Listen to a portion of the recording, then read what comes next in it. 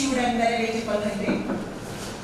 ஈழத்தமிழர்கள் என்றவுடன் உங்கள் நினைவுக்கு வரக்கூடியது முள்ளிவாய்க்கால், இனப்படுகொலை, ஈழத்தமிழர்கள் நடிப்பு இவைகள் தான். ஆனால் இந்த ஈழத்தமிழர்கள் மீதான தாக்குதல் அல்லது இனப்படுகொலை எதற்காக தொடர்ச்சியாக இன்று வரை இந்த நொடி வரை நிகழ்ந்து கொண்டிருக்கின்றது என்கின்றதை நாங்கள் வரலாற்று அரசியல் காரணங்களினூடாக கொஞ்சம் பார்த்துக் கொள்ள வேண்டிய காலகட்டத்தில் இருக்கின்றோம். எனவே ஈழத்தமிழர்கள் மீதான தொடர்ச்சியான இனவழிப்புக்கு காரணம் ஈழத்தமிழர்கள் இந்தியாவிற்கு சுவராக அல்லது இந்தியாவின் பாதுகாப்பு கவசமாக இருக்கின்றார்கள் என்கின்ற ஒரு உண்மையை இந்தியர்கள் இந்திய தமிழர்கள் புரிந்து கொள்ள வேண்டும். நாம் இலங்கை தீவிலே உங்களுக்கு அருகாமையில் இருக்கின்ற ஒரு இனக்குழுமம். நாம் பேசுகின்ற மொழி உங்களுடன், அதாவது தமிழ்நாட்டு தமிழர்களுடன் அல்லது இந்தியர்களுடன் ஒத்ததாக இருந்தாலும் நாம் இன்னொரு நாட்டை சார்ந்தவர்கள். எங்களுக்கும் உங்களுக்குமான தொடர்பு அல்லது ஈழத்தமிழர்களுக்கும் இந்தியர்களுக்குமான தொடர்பு வெளியுறவுத்துறை சார்ந்த தொடர்பு என்பதனை நாம் மிக ஆழமாக புரிந்து கொள்ள வேண்டும். இன்றைய சூழ்நிலையில் இங்கே நாம் ஈழத்தமிழர்களாக ஒரு அவமானப்படுத்தப்பட்ட தோல்வியில் இருந்து பேசிக் கொண்டிருக்கின்றோம். நிச்சயமாக சொல்ல வேண்டும், 2009ஆம் ஆண்டு இனப்படுகொலை யுத்தம் இறுதி தாய், தந்தையர், அன்னையர், ஆசிரியர், நிர்வாகி அனைவரும் தமது ஆடைகளை களைந்து தாம் குற்றமற்றவர்கள் என கூறி சிங்கள இராணுவத்தின் முன்னால் சரணடைந்ததுதான் நான் சொல்கின்ற அவமானப்படுத்தப்பட்ட தோல்வி. இந்த போர் மிக பாரிய ஒரு தோல்வியை சந்தித்திருக்கின்றோம். ஆயுதங்கள் மூலம் நம்மால் ஒருபோதும் வெற்றி பெற முடியாது என்ற உண்மையை நாங்கள் இங்கே உணர்ந்திருக்கின்றோம். ஆகவே உங்களோடு நாங்கள் பேசுகின்ற விடயம் சனநாயக வழிமுறைக்குள் நின்று இந்தியாவை எமது தாயை அடைத்துக் கொண்டு எமது தாய்மடியில் உறங்கிக் கொண்டு, அதாவது தமிழ்நாட்டில் நாம் உறங்கிக் கொண்டு எமது விடுதலையை எவ்வாறு வென்றெடுக்க போகின்றோம் என்றுதான் இங்கே நாம் பேசிக் கொண்டிருக்கின்றோம். எமது பாசமுள்ள எம்மை தோற்கடித்ததுக்கு காரணம் நாம் எப்போதும் உங்களுக்காக குரல் கொடுத்துக் கொண்டிருக்கின்றோம் என்பதுதான். இந்தியர்களுடன் அல்லது இந்தியாவுடன் நாங்கள் மிக நெருக்கமான உறவு முறையை பேணிக் கொண்டிருக்கின்றோம் என்பதுதான். இதனை இங்குள்ளவர்கள் எவ்வாறு புரிந்திருக்கின்றீர்கள் என்பது கூட எனக்கு தெரியாது. ஆகவே இந்த விடயங்களை நீங்கள் கொஞ்சம் ஆழமாக தேடி பார்க்க வேண்டும் என்று நான் மிக தாழ்மையுடனும் வினயத்துடனும் கேட்டுக்கொள்கின்றேன். என்னுடைய நாம் துரதிர்ஷ்டவசமாக அகதிகளாக இன்னொரு நாட்டுக்கு இடம்பெயர்ந்து சென்றோம். அகதிகள் என்ற வார்த்தை மிக கொடுமையானது. இன்று நான் வேறு ஒரு நாட்டு புத்தகத்தை வைத்திருக்கலாம், இன்னொரு நாட்டு பிரஜையாக உங்கள் முன்பு உரையாடி கொண்டிருக்கலாம். ஆனால் எங்கள் முன்னால் இருக்கின்ற வார்த்தை அகதி, எதிரிகள், தேசமற்றவர்கள். இந்த வார்த்தைகள் மிக கொடுமையானது. இதனை இந்தியர்கள் நீங்கள் புரிந்து கொள்ள வேண்டும். நாங்கள் இன்று அனைத்து வசதிகளும் வாய்ப்புகளும் எல்லா சுகங்களும் புலம்பெயர் தேசத்தில் இருந்தாலும் நான் கடந்த 16 மாதமாக இந்த தாய்மொழியில் நின்று பணியாற்றி கொண்டிருக்கிறேன். ஏனென்றால் இந்த யுத்தம் இந்தியாவுக்கு எதிரான யுத்தம் என்பதனை நீங்கள் புரிந்து கொள்ள வேண்டும் என்பதற்காக. இங்குள்ள பலரும் இலங்கையில் நடப்பது உள்ளூர் பிரச்சனை, அதாவது ஈழத்தமிழ், அதாவது தமிழர்களுக்கு எதிராக சிங்களவர்களால் நடத்தப்படுகின்ற பிரச்சனை என்றுதான் யோசித்துக் கொண்டிருக்கிறீர்கள். ஆனால் அது உண்மை அல்ல. உண்மையாக இலங்கையில் நடத்தப்படுகின்ற யுத்தம் இந்தியாவுக்கு எதிரான யுத்தம் என்று நீங்கள் வடிவாக புரிந்து கொள்ள வேண்டும். அதாவது பாதுகாப்பு பட்ஜெட், அது இன்றைக்கு சிங்கள அரசு 48 விதமான செலவினத்தை பாதுகாப்பு துறை ஒதுக்கி இருந்தது. நான் உங்களிடம் கேட்டுக்கொள்கின்றேன், இப்போது அங்கே யார் இருக்கிறார்கள்? பொருளாதார நெருக்கடி என்று சொல்கிறார்கள், தமிழ்நாட்டிலிருந்து கையேந்துகிறார்கள், இந்தியாவிலிருந்து கையேந்துகிறார்கள். ஆனால் 48 விதமான நிதியை பாதுகாப்பு செலவினத்துக்கு ஒதுக்குகிறார்கள். இங்கே யார் இருக்கிறார்கள்? இந்தியாவில் தமிழக அதாவது ஈழத்தில் நீங்க புரிந்து கொள்ளுங்கள். 5 ஈழத் தமிழர்கள் வாழ்கின்ற இடத்தில் ஒரு இராணுவம் இருக்கின்றது. அவர்கள் இராணுவ நெருக்கடிக்குள் வாழ்ந்து கொண்டிருக்கிறார்கள். ஆகவே அங்கே இன்னொரு போராட்டம் எழுப்பும் என்றோ அல்லது இவர்கள் தூக்கி போராட போகிறார்கள் என்பதோ ஒருபோதும் சாத்தியமற்ற ஒன்று. அதான் நான் சொல்லியிருந்தேன், ஈழத்தமிழர்கள் அவமானப்படுத்தப்பட்ட தோல்வியை சந்தித்தவர்கள், மனம் நொந்து இனி நாங்கள் இதில் வாழ முடியாது என்ற ஒரு இக்கட்டான சூழ்நிலையில் வாழ்ந்து கொண்டிருப்பவர்கள். ஆகவே அங்கிருந்து வருகின்ற தரவுகள், ஊடகங்கள் உங்களுக்கு சரியான செய்திகளை சொல்லவில்லை. எங்களை பார்க்கின்ற போது பலர் பயன்படுகிறது. ஈழத்தமிழர்களின் கூட்டமா, ஏதோ பிரச்சனை நடக்க போது, இவர்கள் ஏதோ பிரச்சனைக்காக இங்க வந்து நிற்கிறார்கள் என்கிற ஒரு பார்வை எங்கள் தமிழ் மண்ணில் நாம் வாழ்கின்ற இந்த கருவறையில் இருக்கின்றது என்பதனை எண்ணுகின்ற போது எனக்கு மிகவும் வேதனையாக இருக்கின்றது. நான் உங்களை தேடி வந்திருக்கின்றோம், உங்களின் ஆதரவை கேட்டு வந்திருக்கின்றோம்.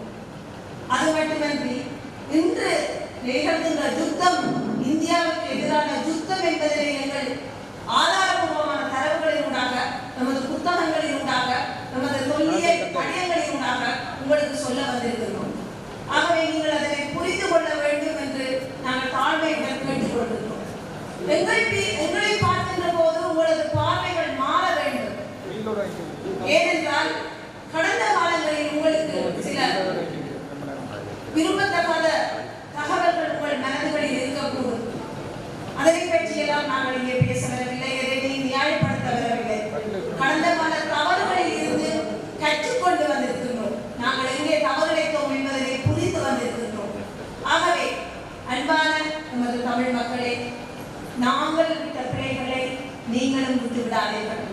ஒரு அரசாக இருந்தோம், இன்று எதுவுமற்ற துன்பத்தின் பிடியில் நின்று கொண்டிருக்கின்றோம். நம்மை இன்றும் சிங்கள அரசு விடவில்லை. இன்றும் அங்கிருந்து எங்களை வேறு தேசங்களுக்கு ஓடு என்று கலைத்துக் கொண்டிருக்கிறார்கள். இங்கே பொருளாதார நெருக்கடி என்று சொல்கிறார்கள், உங்களிடமிருந்து பணம் பெறுகிறார்கள், உதவி பெறுகிறார்கள். ஆனால் அங்கே எமது பண்பாட்டை அளிக்கிறார்கள், எமது குடியிருப்புகளுக்குள் வந்து தமது கோயில்களை அமைக்கிறார்கள். இதற்கெல்லாம் அவர்களுக்கு எங்கிருந்து நிதி வருகிறது என்பதை நீங்கள் தான் உங்களை சார்ந்த அரசுகளிடமும் அதிகாரிகளிடமும் நீங்கள் கேட்க வேண்டும் அல்லது சொல்ல வேண்டும்.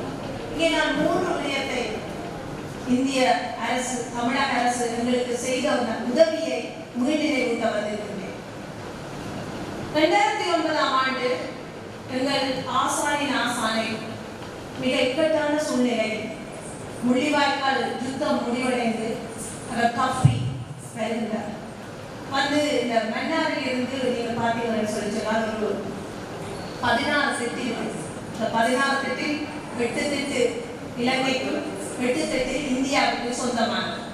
அந்த 7வது திட்டில் இவர்கள் எமது ஆசானின் ஆசானை கொண்டு வந்து இறக்கி விட்டு போட்டார்கள். அந்த அளவுக்கு நெருக்கடி. 2009 ஜூலை மாதத்தை பற்றி பேசுகிறேன்.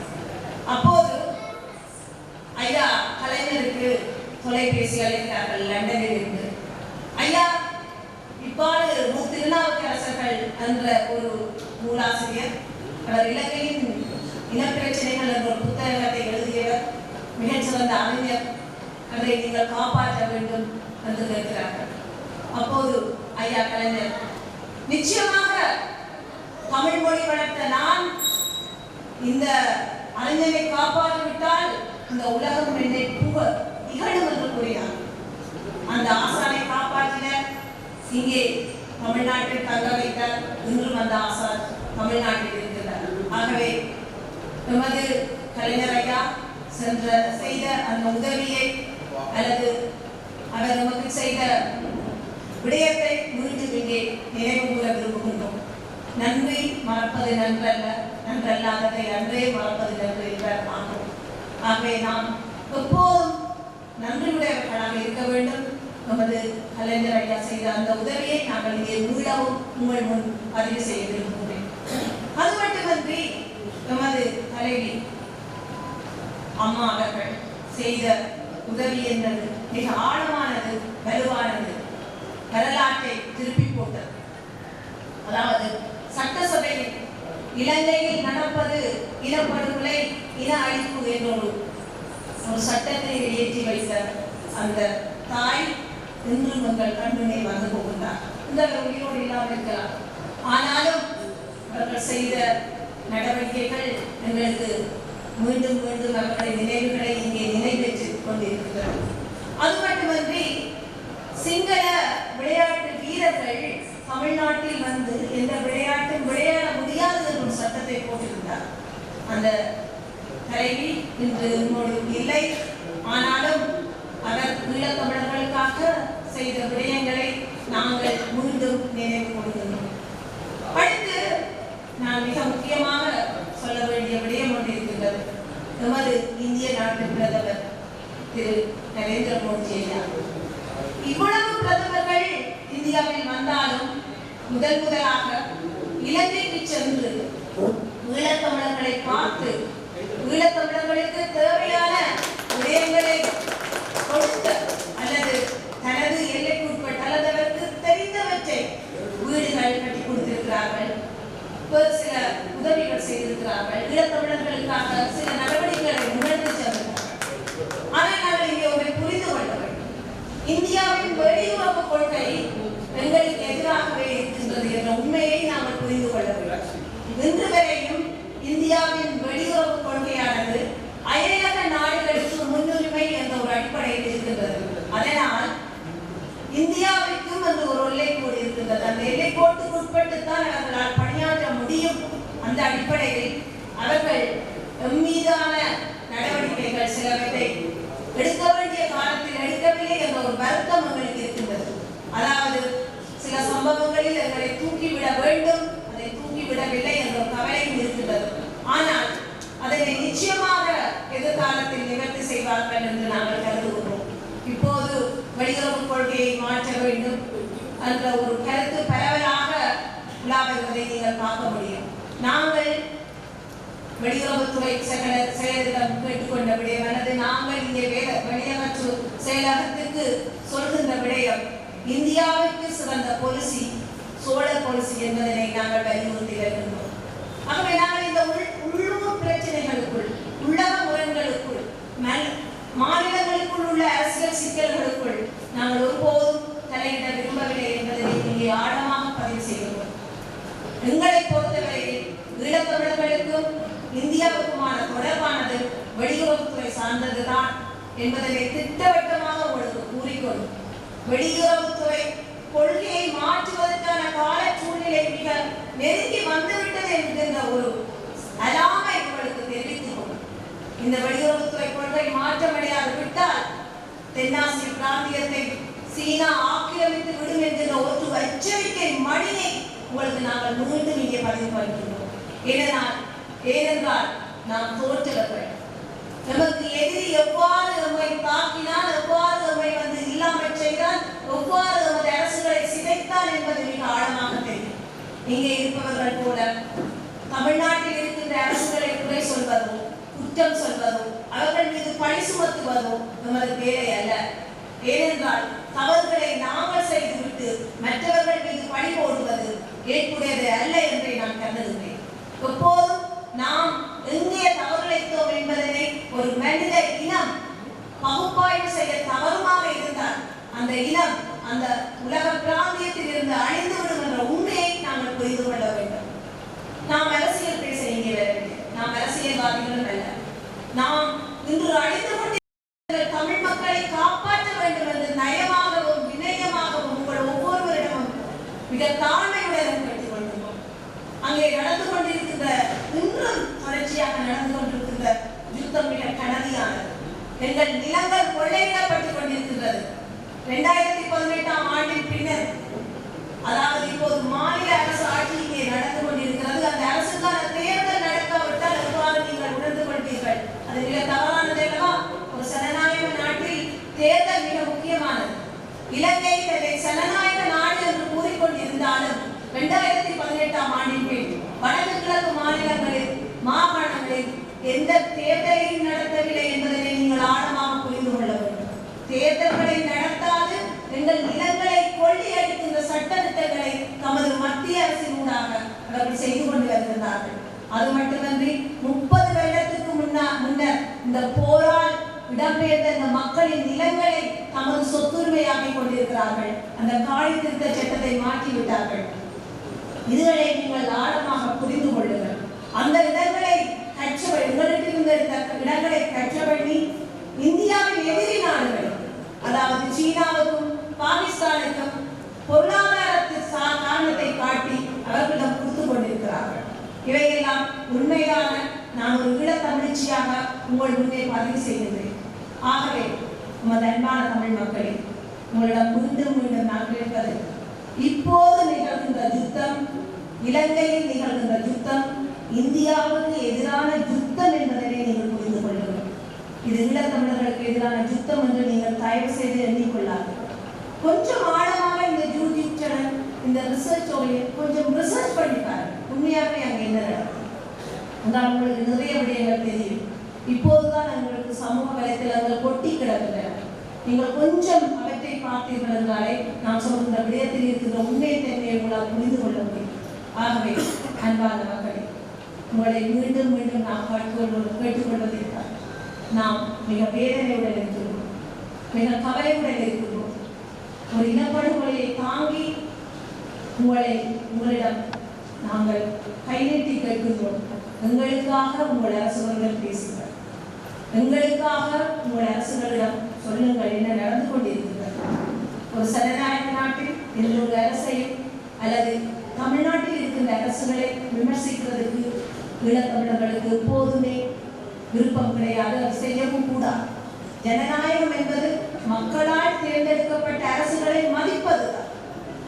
இன்று தமிழ்நாட்டு மக்கள் எந்த அரசை தேர்ந்தெடுத்திருக்கிறார்களோ அந்த அரசை நாங்கள் மதிக்க வேண்டும்.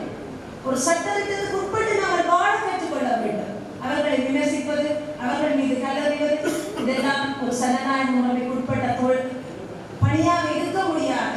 நாங்கள் சனநாயகத்தை நேசிப்பவர்கள், சனநாயகத்துக்காகவே உங்களுடன் பேசிக் கொண்டிருக்கிறோம் என்பதனை மீண்டும் ஒரு தடவை உங்களுக்கு ஆழமாக கூறி இந்த நேரத்துக்கும் என்னுடைய கருத்துக்களை கேட்டதற்கு மிக நன்றியையும் வணக்கத்தையும் சொல்லி உங்களுடன் இதில் விடைபெறுகின்றேன். இன்றும் நான் புலம்பெயர் தேசத்து பாஸ்போர்ட்டை வைத்திருந்தாலும் உங்கள் முன் ஒரு எதிரியாக, ஒரு அகதியாக நிற்கின்றேன் என்ற ஒரு உண்மையை கூறிக்கொண்டு விடைபெறுகின்றேன். நன்றி, வணக்கம்.